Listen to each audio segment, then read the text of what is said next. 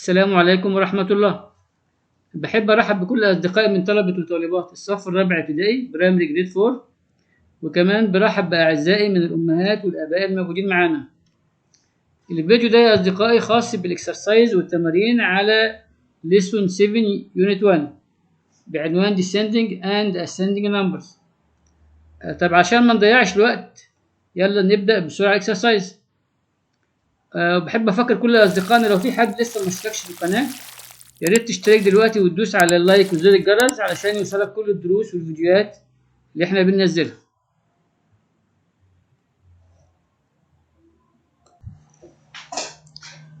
اهلا بيكم يا اصدقائي. ده الجزء الاول من الاكسرسايز. الراجل بيقول لك هنا write the numbers in ascending order، هنحط الاعداد دي كلها في ايه، في وضعية اللي هي ascending، اللي هي يعني زي تصاعدية كده، الأصغر فالأكبر. ماشي؟ طيب احنا خدنا حاجة زي كده كمثال في الدرس، وقلنا إن احنا ليها في أكتر من تكنيك أو أكتر من طريقة بنستخدمها. أول طريقة إن أنا أشوف النمبر أوف ديجيتس. أنا عايز الإيه؟ ascending order، يعني عايز أجيب الرقم الأقل وبعد كده الرقم الأكبر. طيب أنا هنا عشان أعمل القصة دي ببساطة ممكن أعمل حاجة لطيفة، وإن أنا أشوف والله عدد الديجيت، العدد اللي هو عنده نمبر اوف ديجيت اقل يبقى هو ده اصغر واحد واخده على طول. يبقى انا كده ايه، يعني ببدا بالطريقه دي بحيث انا ايه، لو كان في رقمين ولا حاجه فيهم الشرط دوت متحقق اخدهم، يبقى كده 2 أو 3، ابدا بعد كده اعمل مقارنه بينهم. طب لو جيت هنا مثلا بصينا على النمبر اوف ديجيت،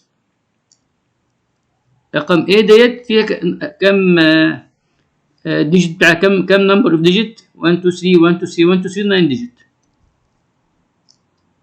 رقم بي 8 ديجيت،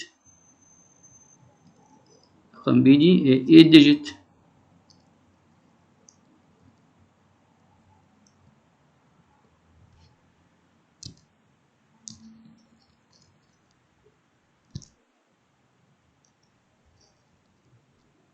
رقم سي 9 ديجيت.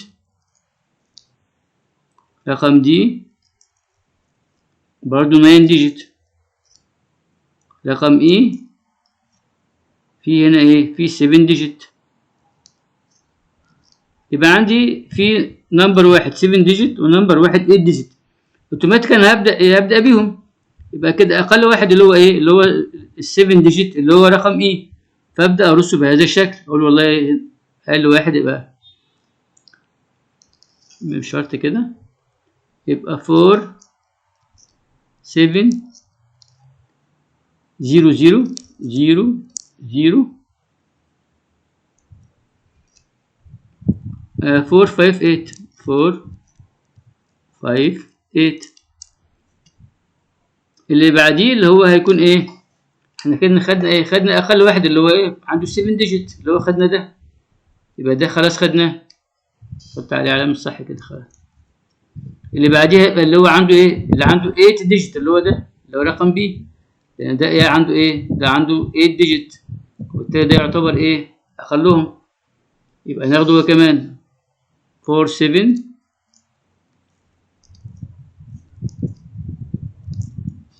0 0 0 3 8 5 3 8 5. يبقى ده كده خلاص ماشي. اتبقى بقى في 3 نمبرز تانيين وكلهم عندهم ايه 9 ديجيت. اول واحد اللي هو دوت رقم ايه، ده عبارة عن ايه 470 مليون. 470 مليون. بتكلم على رقم ايه يا جماعة اللي هو ده ايه 470 مليون وشوية حاجات. ماشي. اللي بعديه 407 مليون وشوية حاجات. اللي بعديه 470 مليون وشوية حاجات. يبقى انا عندي اتنين 470، ده 470 رقم دي، ورقم ايه 470 ماشي، ورقم سي 407. يبقى انا اخد ايه، اخد ال 407، يبقى هو ده ايه، ده اللي احنا ممكن ناخده. يبقى انا ممكن اخد ده اللي هو ال 400 ايه 7، اكتبه هنا 4 07 000 0 0 0 650 650. ماشي. يتبقى 2. يتبقى رقم ايه اللي هو 470 ورقم دي برضو 470. طيب نبص على كده. طب احنا قلنا بنعمل مقارنه ديجيت باي ديجيت. ال 3 ديجيت اللي هو ال 4 وال 7 وال 0 هنا 470 متساويين. طب نخش على الديجيت الرابع. هنا في 0 وهنا ايه في 1. ماشي. يبقى هنا في 0 اللي هو 000 وهنا ايه وهنا في ايه وهنا في 407 1. يبقى انهي الاصغر؟ يبقى هو ده الاصغر اللي هو 470. وبعد كده في 3 زيروز. يبقى ناخد ده اللي هو رقم ايه. يبقى اكتبه 470 زيروز 470 وبعد كده في 3 زيروز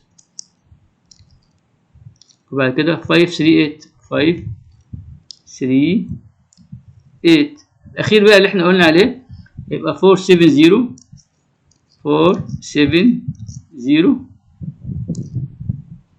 اللي هو رقم دي يا جماعه. نتكلم على رقم دي 470. على هنا في بعد 470 في 100 كوما 350.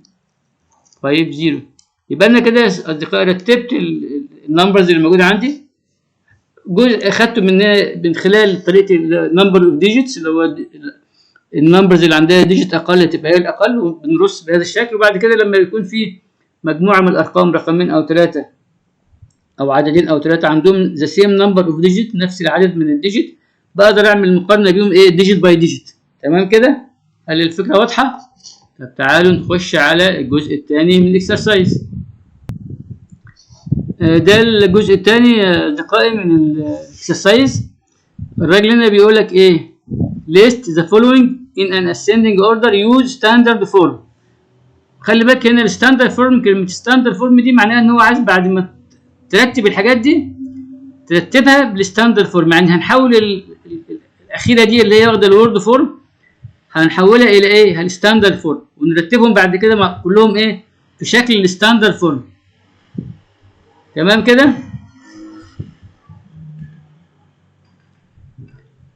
ده معناه زي ما قلت ان هو المفروض ان احنا بعد ما نعمل ترتيب للنمبرز ديت هنحط الاخيره دي اللي هي واخده شكل الوورد فورم هنحطها في شكل ستاندرد فورم. يعني مش هنسيبها بالوورد فورم اللي احنا شايفينه. لا هنكتبها كارقام بحيث تتحط هي كمان زي زمايلها كده في ايه في الستاندرد فورم. تمام. تعالوا نشوف هنعمل ايه.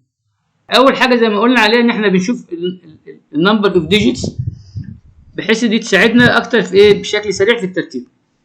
تعال نبص كده على كل واحده فيها كام نمبر اوف ديجيت. رقم ايه مثلا على سبيل المثال في كام نمبر اوف ديجيت؟ في 6. رقم بي فيها ايه؟ فيها 5. رقم سي فيها 6.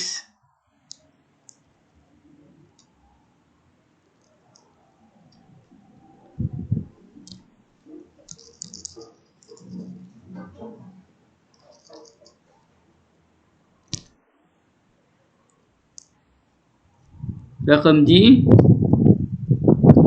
فيها 7. ماشي. طيب تعال نبدأ بدول ونسيب شوية رقم ايه للآخر لأن دي ايه لأن دي واخدة الوورد فورم بتاعها. لو احنا أخدنا بالترتيب كده واخد بالك طبعا هي رقم ايه مكتوب عليها 753,000 يعني هي هتبقى ايه؟ هتبقى 100,000 يعني هيبقى فيها غالبا 6 ديجيت. احنا بس ركزنا فيها كده قال لك ده 753,000 يعني ايه؟ يعني هي حاجه 100,000. طالما حاجه 100,000 غالبا هتبقى ايه 6 ديجيت فممكن نكتب هنا جنبها 6. ممكن دي نكتب جنبها ايه دي 6. تعالوا كده نبص عليه. اقل حاجه عندنا ايه؟ اقل حاجه عندنا اللي هي رقم بي اللي هي دي احنا قلنا عليها انها فيها 5 ديجيت. ممكن ناخدها نكتب. ماشي. يبقى نكتب هنا 7 5 3 7 0. تمام كده. طيب اللي بعدها تعال نبص على اللي بعدها كده. في بعدها في 2 6 ديجيت، دي ودي. تعال نبص عليهم. واحدة 7 5 3 2 3 4، واحدة 7 5 3 2 5 8. يبقى انهي الأصغر؟ الأصغر اللي هي دي، لأن هنا 7 هنا في 7 هنا. بمعنى إيه؟ لو إحنا خدتها كده ديجيت باي ديجيت، إحنا بنتكلم على إيه يا جماعة؟ عشان ما نتوهش. على اللي هو رقم A ورقم C. ماشي؟ دي 7 5 3 ودي كده. ممكن نعمل شرط عادي عشان دي خلصت خلاص عشان ما نتلخبطش فيها. احنا بنتكلم على A وعلى 3، على A وعلى 3. خلينا نعمل شرطة كده عليه. هنا ايه؟ هنا 7 5 3، أول تلات ديجيت 7 5 3، وهنا ايه؟ 7 5 3. طيب الديجيت الرابع اللي هنا في 2، وهنا ايه؟ هنا برضو في 2. طيب نشوف اللي بعد 2. هنا في 3، وهنا في ايه؟ هنا في 5. يبقى كده الرقم ده كله هو يعتبر الأصغر، فناخده كله وبعد كده ناخد اللي بعديه. هنا ناخد رقم ايه؟ خلينا نحط الأرقام عشان برضو ما نتلخبطش. هنا رقم ايه؟ واللي قبلها دي اللي هي ال5 ديجيت كانت رقم بي. ماشي؟ يبقى احنا قلنا هناخد ايه؟ هناخد رقم ايه؟ 7 5 3 7 5 3 2 3 4 2 3 4. وبعد كده رقم سي اللي احنا كنا بنقارنها مع اختها من شويه، هتبقى 7 5 3 برضو 7 5 3 كوما 2 5 8 2 5 8. ماشي؟ بقى ايه يا شباب؟ بقى رقم دي ورقم اي. طب رقم دي بنتكلم على ايه؟ بنتكلم على مليون، 7 مليون. فدي هتبقى اخر حاجه، فدي ممكن نحطها ايه في الاخر؟ نحطها في الاخر، نسيب لها مكان كده نكتبها في الاخر، اللي هي تبقى رقم دي اللي هي تبقى ايه؟ 7 مليون 5 3 2 5 3 2 3 5 0 3 5 0. طيب تعال نبص كده. رقم اي هو قال لك ايه؟ 750 753,200. في ملاحظه هنا، احنا كنا المفروض كنا المفروض احنا نحول دي الستاندرد فورم من الاول يا شباب عشان نقارنها بالحاجات اللي هي المقاربه ليها. طب تعالى كده نحول ستاندرد تعالى كده نحول ستاندرد فورم. نكتبها كده 753. ادي 753,000 وبعد كده 240. ماشي؟ طيب انا عندي هنا دي الرقم الورد اللي احنا حولناه للستاندرد بقى قريب من الاثنين دول. طب تعالى نقارن شوف احنا كده الوضعيه دي صح ولا كان المفروض ينزل قبليهم. ممكن نكون احنا في الحاله دي الترتيب ده محتاج يعاد النظر فيه. هنا 753 وهنا 753، هنا 234 وهنا 240 صح؟ طب هنا 753 258 يبقى دي 234 وهنا 250. المفروض كان يجي في النص. كان المفروض ايه؟ كان المفروض الرقم ده يجي ايه؟ يجي في النص. يبقى الرقم ده المفروض كان يجي ايه؟ في النص هنا. يعني بمعنى ايه؟ كان ده كده مكانه الطبيعي فين؟ مكانه الطبيعي هنا. المفروض يجي هنا في الحته دي. ماشي؟ طيب يبقى احنا كده محتاجين نعيد كتابه الارقام بحيث الرقم دوت يجي هنا ويحصل ازاحه لسي دي تحت. ماشي؟ طب تعالى نكتب الارقام تاني بقى. تعالى نحاول نكتبها تاني. هناخد في اعتبار اللي هو الترتيب اللي احنا قلنا عليه. هنمسح دوت دلوقتي وبعدين ننزله تحت شويه. ماشي؟ هنكتبه تحت شويه. سي 7 5 3 2 5 8 2 5 8 ونمسحه من فوق ونجيب مكانه اللي احنا اللي احنا قلنا عليه، اللي هو ده، ده زي ما قلنا، ده اللي هيجي مكانه، اللي هو كان في الاساس ايه؟ كان في الاساس جاي واخد الوورد فورم 753 كوما 240. تمام كده يا شباب؟ تمام. يبقى ده الترتيب الاساسي، ده الترتيب الصحيح. ودي ما ننساش ان دي اللي هي كانت ايه؟ كانت واخده الوورد فورم، اللي كانت فوق دي اللي واخده ايه؟ واخده الوورد فورم.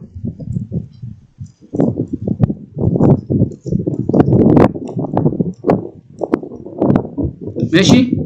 طيب يبقى كده احنا حلينا المسألة ديت، عملنا الترتيب المطلوب. وهو عشان قال لك ان هو list the following in ascending order. في الاخر قال لك use standard form، ده معناه ان انت ايه؟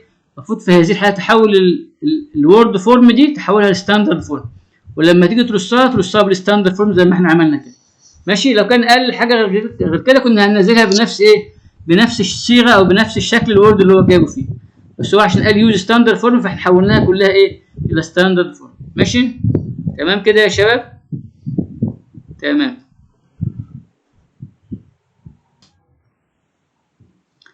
ده يا اصدقائي الجزء الثالث من الاكسرسايز. هنا الراجل بيقول لك ايه؟ list the numbers in an ascending order, use the form in which they are given. يعني استخدم نفس الفورم اللي موجود، يعني انت هترسهم في الاخر، واللي واخده ستاندرد فورم هنحطها بستاندرد فورم، اللي واخده حاجه زي اكسباندد فورم دي هنحطها بنفس الاكسباندد فورم، اللي واخده الوورد فورم نفس القصه برضه هنحطها على شكل الوورد فورم، يعني مش هنغير حاجه، كل واحد هنكتبها ايه؟ زي ما هو كاتبها بالظبط. طيب تعالوا كده نقرا كده الارقام بصوت عالي كده ونشوف. رقم ايه؟ 700 مليون. 700 مليون شويه حاجات جنبها، مش عايز انا اكمل الحاجات دي. يهمني ايه؟ يهمني 700 مليون. رقم بي 70 مليون. رقم سي 700 مليون، اكبر حاجه، اكبر رقم فيها 700 مليون، وشويه حاجات جنبها برضو مش ما يهمنيش حاجات دلوقتي. يبقى رقم سي 700 مليون. يبقى انا كده عندي 700 مليون رقم ايه، رقم بي 70 مليون، رقم سي 7 مليون. رقم سي ايه يا جماعه؟ انا اسف انا غلطت من شويه. رقم سي 7 مليون. ماشي؟ رقم دي 700 مليون. تمام كده؟ طيب تعال نبص كده. لو انا بصيت بالشكل ده، واحد هنا، اول واحد اللي هو الايه 700 مليون، رقم بي 70 مليون، رقم سي 7 مليون، صح؟ 7 مليون ايه؟ يبقى اصغر واحده اللي هي ايه؟ 7 مليون، لان اللي بعدها 700 مليون، يبقى اصغر واحده اللي هي رقم سي. فلما يقول لي رتبوا اسندنج يبقى اصغر واحده ايه؟ اللي هي دي. فاكتبها زي ما هي بالظبط، هاخدها اكتبها زي ما هي بالظبط، تقول والله دي اصغر واحده، هعمل عليها علامه كده عشان اخدها. ماشي؟ واحطها هنا سي، واكتب الارقام دي 7 0 0 0 0 0 0 بلس 500 0 0 0 0 0 بلس 40 0 0 0 بلس 50. مظبوط كده؟ 50. فدي اول واحده. اللي بعدها ايه بقى؟ اذا خدنا 7 مليون خلاص. اللي بعدها قلنا دي 70 مليون، وده 700 وده 700، يبقى اللي بعدها هتبقى بي، رقم بي. يبقى ناخد رقم بي ونحط بي اللي هي كام؟ 70 كوما 531 531 كوما 08 08. دي رقم بي اللي بعدها. طب اللي بعدها يبقى عندي 2 7 مليون، A و D. A 700 مليون 80,000، 700 عفوا 700 مليون 80,000 بلس حاجات تانية مش عايز اركز فيها دلوقتي. انا عايز اركز في ان هي 700 مليون 80,000 ودي 700 مليون 40,000. انهي الاصغر؟ ال 40,000 ولا ال 80,000 هنا؟ اكيد الاصغر اللي هي ال 40,000. تمام كده ولا مش تمام؟ لا دي 40,000 وهنا دي ايه؟ دي 80,000. يبقى في حاجه ناخد ايه؟ رقم الصغيره اللي هي رقم دي واكتبها زي ما هي. انزل رقم دي واكتبها زي ما هي بنفس الكتابه اللي هو الراجل كاتبها 700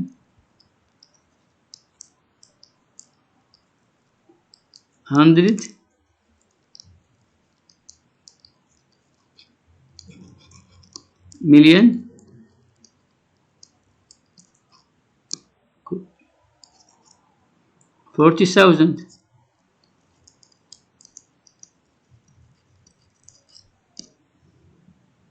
40,000.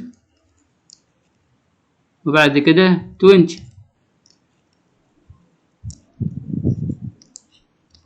ماشي.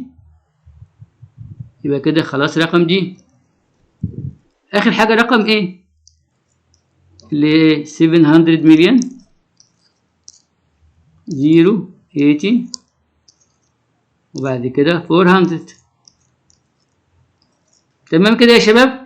خلي بالكم انا لما باجي اقرا رقم انا ما بركزش في الحاجات الصغيره، يعني انا بهتم بقول مثلا دي 700 مليون، بقول شويه حاجات جنبها، اقول 700 مليون 80,000 مش حاجات جنبها. ليه؟ الحاجات دي مش هتاثر، انا بقارن بين رقمين. يعني لما انا اقارن مثلا ما بين رقم A ورقم D اقول 700 مليون 80، ما يهمنيش اللي جاي بعدها، اللي جاي بعدها ده غير مؤثر. هنا 700 مليون 40,000 يبقى انا بركز على هنا 80,000 وهنا 40,000، ما يهمنيش اللي جاي بعد دي او اللي جاي بعد دي، مش هيأثر فيها. ماشي. فعشان انا ما اشغلش نفسي بالتفاصيل ممكن تشوش عليا، انا يهمني ايه الحاجه اللي انا على اساسها هتم اختيارها، هيبقى الرقم ده ولا الرقم ده. فاول ما اوصل هنا في 700 مليون 80,000 وهنا 700 مليون 40,000، انا محتاج الاصغر، اروح شادد دي على طول، مش محتاج ان انا ايه اخش في التفاصيل اللي بعد دي او اللي بعد دي. تمام كده؟ تمام كده يا شباب؟ تمام. دي اصدقائي الجزء الرابع من الاكسرسايز، وهي هنا فكره حلوه الصراحه، يعني جابها بطريقه حلوه. بيقول لك ايه الراجل؟ which of the following is a correct ascending order. انهي واحد في المجموعات ديت هو يعتبر correct ascending order؟ طيب عشان يبقى correct ascending order معناه ايه؟ معناه ببساطه ان الرقم دوت يبقى اقل من الرقم ده، والرقم ده يكون اقل من الرقم ده، والرقم ده يكون اقل من الرقم ده، وهكذا. ماشي. ما هي دي مش دي فكره الاسندنج اوردر، ان هو تصاعدي، ان هو كل ما انت بتتحرك من رقم من نمبر لنمبر معناه ان الرقم اللي بعديه اكبر منه. فتعال نشيك على كل رقم. نبدا اول حاجه بالمجموعه ايه؟ مجموعه ايه نبدا بيها، وتعالوا نشوف الدنيا ماشيه ازاي. نخش على المجموعه ايه. هل ال 757 هو less than 573؟ يعني لو انا عملت العلامه دي، هل العلامه دي صح؟ ان 757 اقل من 573؟ لا مش صح، ان 757 اكبر من وليس اقل من، يبقى دي غلط.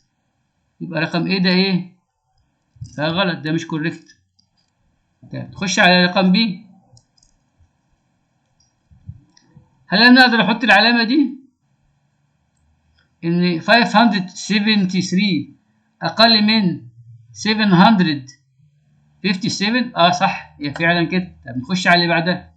هل ال 753 اقل من 734؟ لا ده مش صح، يعني كده دي غلط، مش هنقدر نحط العلامه دي، يبقى غلط. وهنا دي كانت غلط هنا. يبقى 757 ليست اقل من ال 735، وبالتالي لو انا حطيت هنا الليس زان تبقى غلط. ما ينفعش احط هنا الليس زان هنا تبقى غلط. ماشي. لان ال 753 اكبر من جريتر زان وليس ليس زان، يبقى بي دي تبقى غلط. طب نخش على اللي بعدها رقم سي. هل نقدر نحط العلامة دي؟ نقول 573 less than 580. كده مظبوط مفيش مشكلة. طب هل نقدر نحط العلامة اللي بعدها دي ونقول إن 585 less than 735؟ فعلا 580 less than 700، يعني دي 500 و 700 less than 735 كده مظبوط. هل ممكن نحط كمان علامة زي كده less than كده ونشوفها؟ هل ممكن نقول إن 735 less than 757؟ فعلا هي 735 هي less than 757، يبقى دي فعلا صح. يبقى دي فعلا صح كده. طب نختبر كمان الأخيرة اللي هي رقم دي. نحط العلامة دي كده. هل ال 580 أقل من ال 573؟ لا طبعا، مش الكلام ده مش صح، يبقى دي غلط. العلامة دي كده غلط، يبقى دي برضو هي كمان غلط. يبقى المجموعة الوحيدة اللي هي اللي تمثل ascending number مظبوطة هي المجموعة B. إن إحنا قلنا 573 is less than عفوا المجموعة C اللي هي نقول اللي قلنا فيها ال 573 is less than 580 و 580 is less than 735 و 735 is less than 757. وبالتالي المجموعة دي هي المجموعة الصح، نقدر نعلم عليها كده هي دي المجموعة الصح. دي المجموعة اللي هي تعتبر كوريكت. دي المجموعة اللي هي كوريكت. ماشي يا شباب. يعني المسائل دي الحلو فيها ان هي تعتبر فكرة جديدة، ما هيش فكرة نمطية ان يديك مجموعة نمبرز او مجموعة من نمبرز يقول لك انت رتبها لي. لا، هو جايب لنا فكرة جديدة ولطيفة، يعني محتاج ان انت يبقى انت يعني تقدر تفكر فيها وتختبر كل مجموعة على حدة، وفي الاخر توصل انهي مجموعة من دول اللي هي تمثل correcting ascending order او correcting descending order على حسب ما هو قال لك. هنا طبعا في المسألة دي كان بيتكلم على ascending order. ماشي يا شباب؟ تمام كده. تعالوا نشوف الجزء اللي جاي من الاكسرسايز. ده يا أصدقائي الجزء الخامس من الأسئلة، وهو جايب لنا يعني مسألة بطريقة لطيفة قوي، وهي طريقة مبتكرة شوية. يعني بيقول لك which of the following digits makes the sentence true. مديك هنا زي ما بيقول كده sentence أو جملة إن الرقم دوت 985 أكبر من رقم 9 5 greater than 955. طيب واحدة من دول صح، ال A أو ال B أو ال C أو ال D. المسائل دي بتتحل بطريقة لطيفة أوي يا أصدقائي. إن إحنا بنعمل أي حاجة زي كده، هنكتب السنتنس دي أو الجملة دي بره كده 9 8 5 bigger than 9 بعد كده نقط 5 bigger than 9 5 5. محتاجين نحط حاجة هنا ايه في المنطقة الفاضية اللي هو حاطط عليها زي عامل عليها زي بوكس زي ما احنا شايفين. طب تعالوا نجرب الاختيارات دي 1 باي 1. تمام، تعالوا نجربها 1 باي 1. خلينا ناخد الفور مثلا. ينفع نحط الفور؟ هنحط 4 ونشوف الدنيا فيها ايه. ينفع اقول ان 985 greater than 945؟ ينفع، مش مشكلة، دي فعلا اكبر من دي. طيب 945 greater than 955؟ لا دي غلط، يبقى الفور ما تنفعش. يبقى نمسح الفور ونشوف اللي بعدها. طب اللي بعدها كام؟ 2. نحط ال 2. ينفع نقول 985 greater than 925؟ ينفع. طب ينفع نقول 925؟ نظبط بس ال 2 هنا شوية ممكن ما تبقاش واضحة. واحدة.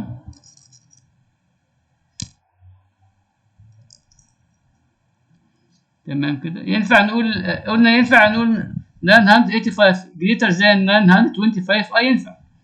طب ينفع نقول 925 greater than 955؟ لا ما ينفعش، يبقى غلط. يبقى نشوف غيرها، يبقى دي برضو ما تنفعش، ال2 غلط هنا. طب نشوف اللي بعدها. نمسح دي ونشوف اللي بعدها.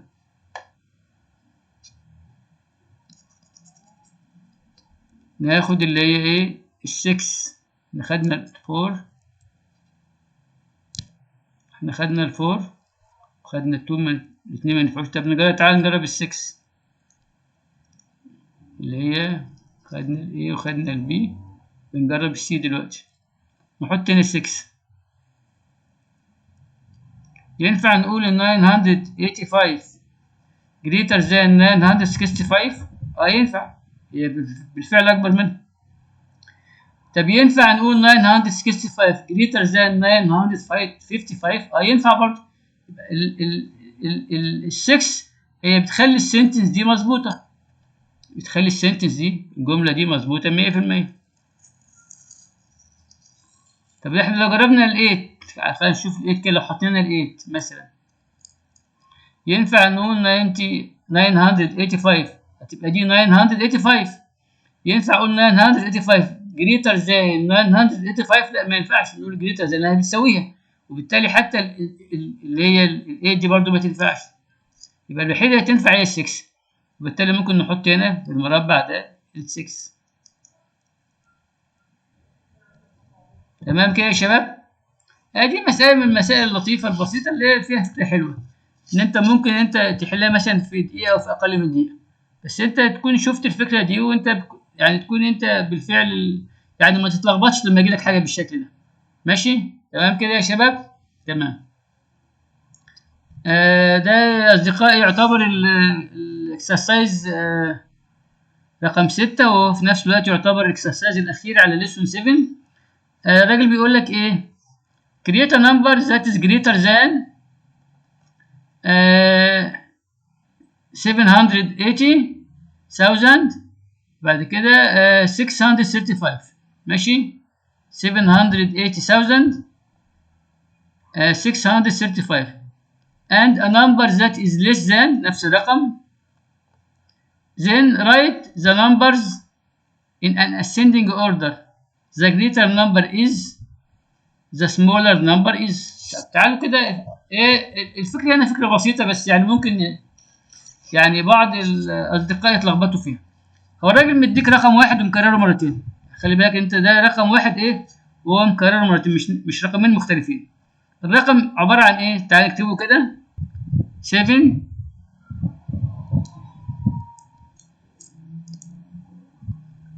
8 0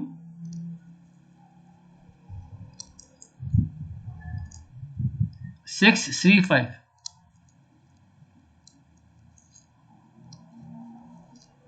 تمام. هو عايز ايه ببساطة؟ عايز نمبر، 2 نمبرز، واحد اصغر منه واحد اكبر منه، وبعد كده تعمل لهم ترتيب بشكل ايه؟ بشكل اسندنج يعني صعودي. طب تعال نبص كده. هو انا لو عملت حاجه زي كده، لو قلت 7 0 0 كوما 0 0 0، مش الرقم ده يعتبر اصغر منه؟ ده كده 700,000، واللي هو مدينا كان 780,635 صح؟ طب لو انا عملت رقم تاني كده 8 0 0 كوما 0 0 0، مش ده رقم اكبر منه؟ طب انا ايه كل اللي عملته شفت انا الراجل ده مدي هنا 7 وجنبها شويه حاجات صح؟ جنبها شويه حاجات. انا قلت 700 من غير حاجه. هو كان 700,000 بشويه حاجات تانية كده.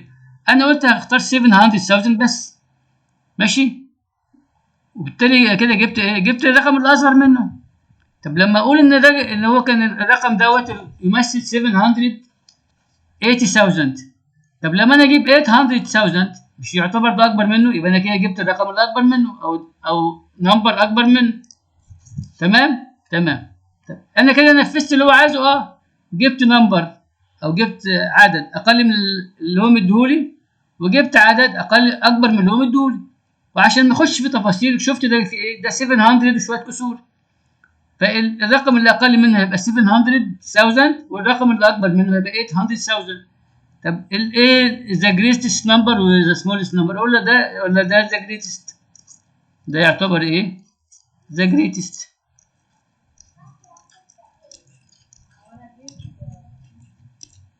وده ذا سمولست.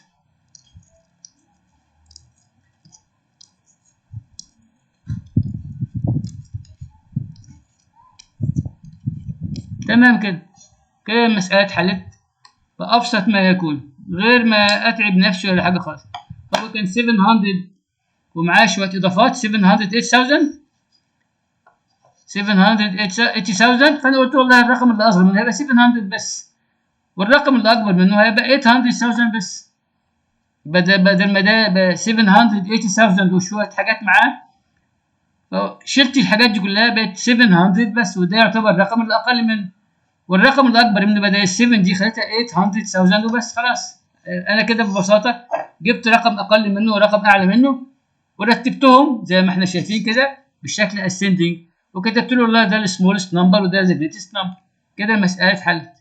ماشي. زي ما احنا شايفين هي المسألة ممكن حد لو يعني مش مركز فيها يتلخبط فيها ويقول لك طب يعني اجيب ايه وما اجيبش ايه؟ طب احط النمبر ازاي؟ عندك انت عشرات النمبرز، حط اسهل رقم. اسهل رقم ايه؟ انك تحط ال7 وجنبها زيروز، مجموعه من الزيروهات، او ال8 ومجموعه من الزيروهات. بس انت بقى تنقي ال7 وتنقي ال8 بحيث يحقق اللي هو عايزه. اللي هو عايزه ايه؟ يكون رقم اصغر منه والتاني رقم اكبر منه. فانا اخترت ده رقم اصغر منه اللي هو 700,000، واللي اكبر منه 800,000 بس، مش اكتر من كده. تمام كده يا شباب. هي فكرة لطيفة بس يعني حلها سهل وبسيط. كده يبقى احنا كده الاكسرسايز بتاعنا خلص وده كان اخر جزء من الاكسرسايز. تمام يا شباب. تمام. بكده يا اصدقائي نكون خلصنا الاكسرسايز على ليسون 7. اتمنى ان انتم تكونوا استفدتم من الفيديو. وكمان احب اشكركم على وجودكم معنا، واحب افكر كل واحد من اصدقائي لو حد فيكم لسه ما اشتركش في القناه يا ريت يشترك دلوقتي بسرعة، وكمان يدوس على اللايك وزر الجرس علشان يوصلك كل الدروس والفيديوهات اللي بننزلها. شكرا لكم.